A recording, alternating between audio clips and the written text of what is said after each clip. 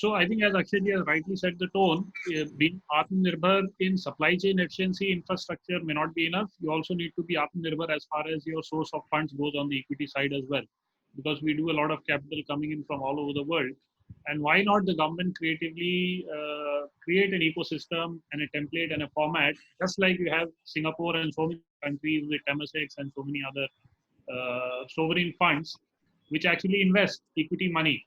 And it could be a fund of funds, you could pull in private people, it could be a JV between the government. There are various ways that you can do it. But I think this is a very important point which Akshay has mentioned, that catalytic support is needed not just for fiscal incentive or capital grant or supply chain improvement or farm level efficiency, but also for equity money. So that's of course the first point.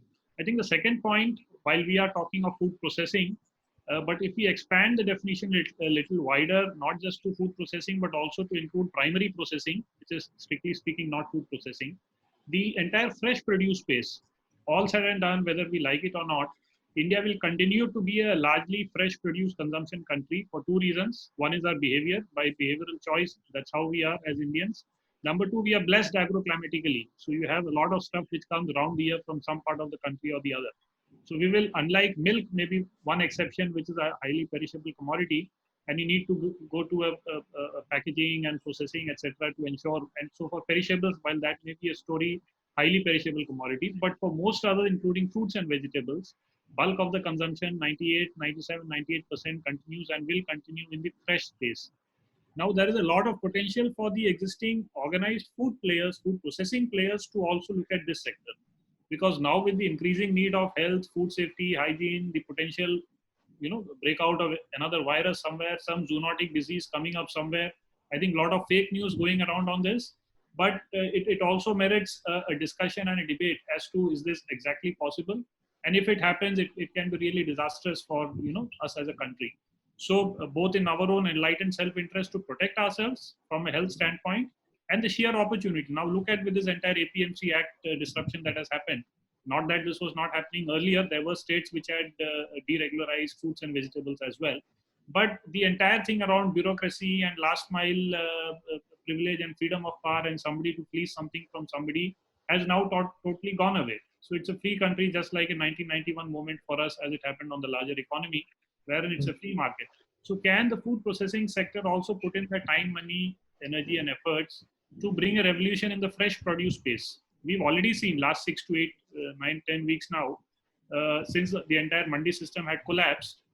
A lot of these small guys who were earlier doing 1 truckload, 2 truckloads of fresh produce aggregation on an e-commerce platform have now ramped up to 5 truckloads, 10 truckloads, 20 truckloads per day.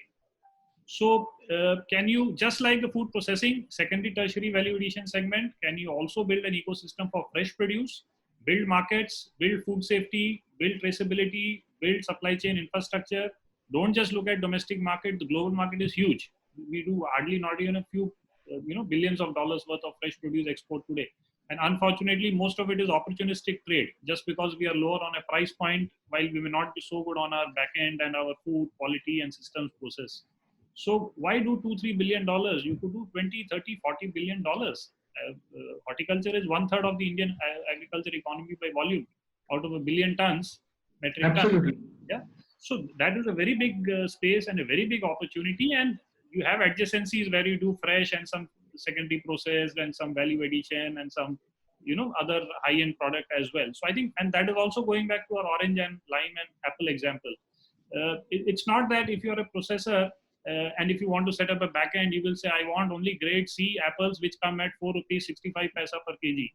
Unfortunately, it will not work that way. If you want to engage with farmers, you have to buy everything from them and you have to find ways of creatively selling everything out of that as well. So increasingly, a lot of companies in India have already started doing this, and a lot of collaboration also.